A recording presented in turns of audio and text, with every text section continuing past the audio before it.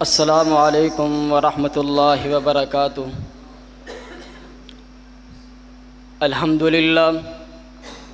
الحمدللہ وکفی والصلاة والسلام علی من لا نبی بعدہ ابدا۔ اما بعد فاعوذ باللہ من الشیطان الرجیم۔ بسم اللہ الرحمن الرحیم۔ اليوم اکملت لکم دینکم واتممت علیکم نعمتی ورضیت لکم الاسلام دینا۔ وقال اللہ تبارک وتعالی ورہبانیۃ ابتدعوها ما كتبناها علیہم الا ابتغاء رضوان اللہ۔ سامعین محترم، دین اسلام ایک کامل اور جامع دین ہے، اور اس دین اسلام کی تعلیمات اظہر من الشمس ہے، اور یہ دین اس قدر پاکیزہ اور مکمل ہے کہ کوئی بھی عقل مند انسان اس سے اعراض، روگردانی اور کجی اختیار نہیں کر سکتا۔ رب العالمین کا فرمان ہے الیوم اکملت لکم دینکم واتممت علیکم نعمتی ورضیت لکم الاسلام دینا۔ فرمایا کہ میں نے تمہارے لیے دین کو مکمل کر دیا ہے، تم پر اپنی نعمت کو پورا کر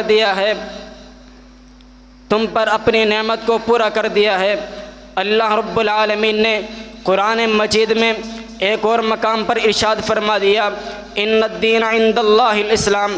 ایک اور مقام پر فرمایا ونزلنا علیک الکتاب تبیانا لکل شیء۔ فرمایا کہ ہم نے آپ کی طرف ایک ایسی کتاب کو نازل فرما دیا ہے کہ جس میں ہر چیز کی وضاحت موجود ہے۔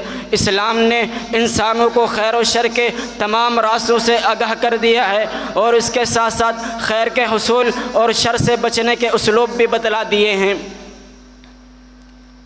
اللہ رب العالمین نے قرآن مجید میں بڑی خوبصورت بات بیان فرما دی۔ فرمایا وَلَقَدْ يَسَّرْنَا الْقُرْآنَ لِلذِّكْرِ فَهَلْ مِن مُدَّكِرٍ۔ یقیناً ہم نے قرآن کو نصیحت کے حصول کے لیے آسان بنا دیا ہے، کوئی ہے جو اس سے نصیحت حاصل کرنا چاہتا ہے۔ قرآن کے کچھ مقامات ایسے ہیں جو عام انسان کو آسانی کے ساتھ سمجھ میں نہیں آتے، لیکن اللہ رب العالمین نے اس کا بھی حل بیان فرما دیا۔ فرمایا فَاسْأَلُوا أَهْلَ الذِّكْرِ إِن كُنتُمْ لَا تَعْلَمُونَ۔ تم اہل ذکر سے پوچھ لیا کرو اگر تم نہیں جانتے۔ سامعین محترم، دین اسلام ایک مکمل اور پاکیزہ دین ہے، اور اس مکمل دین میں تصوف کا کوئی وجود نہیں۔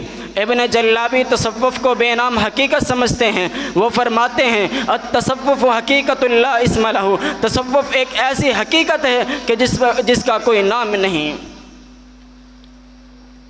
سابقہ ادیان کے ماننے والوں نے جب اسلام کا لبادہ اوڑھ کر دنیا سے الگ تھلگ ہو کر عبادات کے نئے نئے طریقے اپنی مرضی سے، اپنی منمانی سے گھڑ لیے، تو رب العالمین نے ان کے متعلق ارشاد فرما دیا۔ فرمایا وَرَهْبَانِيَّةً ابْتَدَعُوهَا مَا كَتَبْنَاهَا عَلَيْهِمْ إِلَّا ابْتِغَاءَ رِضْوَانِ اللَّهِ۔ یہ دنیا سے کنارہ کشی تو انہوں نے خود ہی ایجاد کر لی۔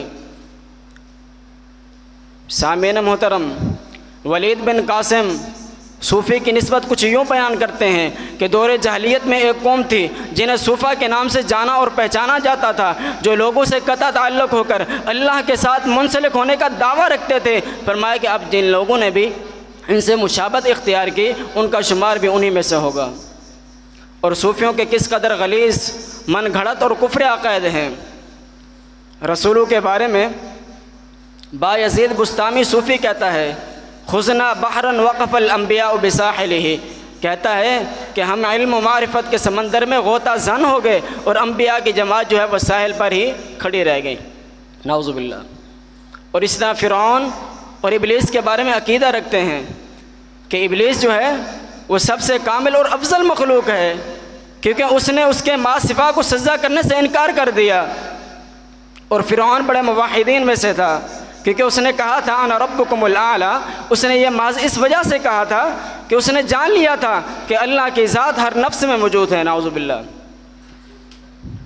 اللہ کی ذات ہر نفس میں موجود ہے، جبکہ اللہ رب العالمین نے قرآن مجید میں 7 مرتبہ یہ بیان فرما دیا الرحمن علی العرش استویٰ۔ رحمان کی ذات جو ہے وہ عرش پر مستوی ہے۔ اور یہ کہتے ہیں کہ ہماری نماز ایسی ہے کہ جس میں سلام ہی نہیں۔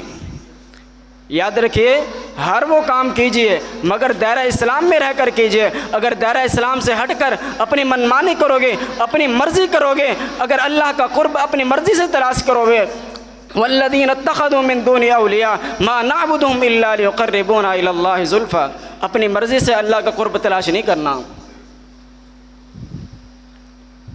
اللہ تعالیٰ سے دعا ہے کہ اللہ تعالیٰ ہم سب کو دین کی صحیح سمجھ عطا فرمائے۔ وما علینا الا البلاغ المبین۔